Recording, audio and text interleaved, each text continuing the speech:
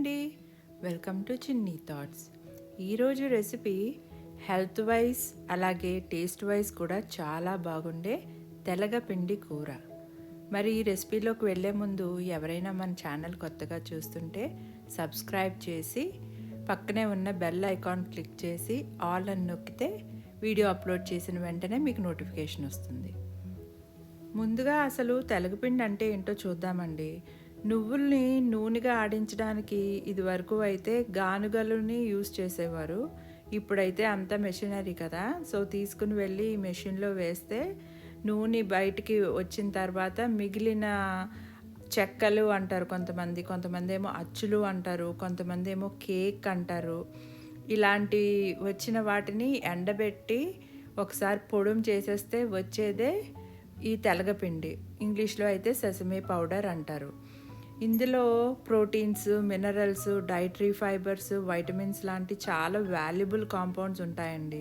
మన డైజెషన్ని ఇంప్రూవ్ చేస్తుంది, అలాగే బోన్స్ కూడా చాలా బలంగా ఉంచుతుంది ఇందులో ఉన్న కాల్షియం వల్ల.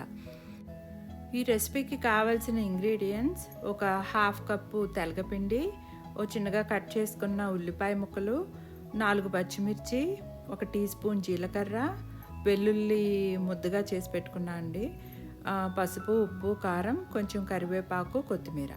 ఇప్పుడు ముందుగా ఒక ప్యాన్ తీసుకుని దాంట్లో ఒక 2 టేబుల్ స్పూన్స్ ఆయిల్ వేసుకోవాలి. నేను ఆలివ్ ఆయిల్ వేసానండి, మీ దగ్గర నువ్వుల నూనె ఉంటే అది వేసుకోవచ్చు. తర్వాత 1 టీ స్పూన్ జీలకర్ర, ఒక 4 పచ్చిమిర్చి వేసి వేగిన తర్వాత ఇప్పుడు వెల్లుల్లిపాయలు నేనైతే కొంచెం ముద్దగా చేశాను, మీరు హోల్ అన్న వేసుకోవచ్చు. ఇందులో చాలా ఎక్కువ వెల్లుల్లి వేసుకుంటే ఎంతో రుచిగా ఉంటుందండి. ఇప్పుడు కొంచెం కరివేపాకు వేసి వేగిన తర్వాత ఉల్లిపాయలు వేసుకోవాలి. ఉల్లిపాయలు వేసుకుని కొంచెంసేపు వేగించుకున్న తర్వాత ఉప్పు, కారం, పసుపు యాడ్ చేసుకోవాలి. ఈ కూర బాలింతలకి డెలివరీ తర్వాత ఖచ్చితంగా పెడతారండి, ఎందుకంటే పిల్లలకి బాగా పాలు పడతాయి, వాళ్ళకి నడుముకి బలంగా ఉంటుంది, శరీరంలో వాతాన్ని తగ్గిస్తుందని. ఇప్పుడు కొంచెం వాటర్ వేసి మూత పెట్టేసి దాన్ని మగ్గనివ్వాలి.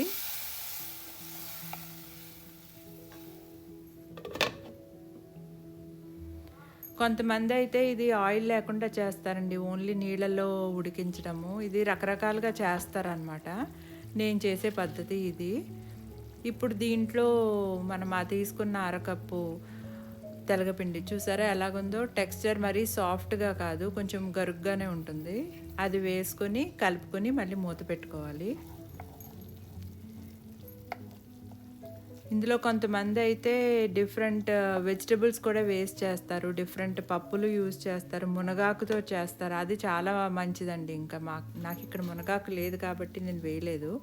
యాక్చువల్లీ మునగాకు తెలగపిండి కూర చాలా చాలా మంచిది.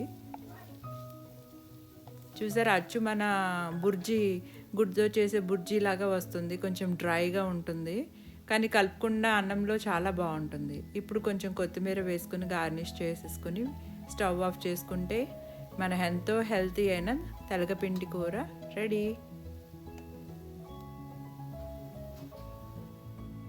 ఈ రెసిపీ మీరు కూడా ఇంట్లో ట్రై చేసి ఎలా వచ్చిందో కామెంట్ చేసి చెప్పండి. వీడియో కనుక నచ్చినట్లయితే లైక్ చేయండి, మీ ఫ్రెండ్స్కి షేర్ చేయండి, అండ్ మా ఛానల్ని సబ్స్క్రైబ్ చేయండి. Thank you for watching.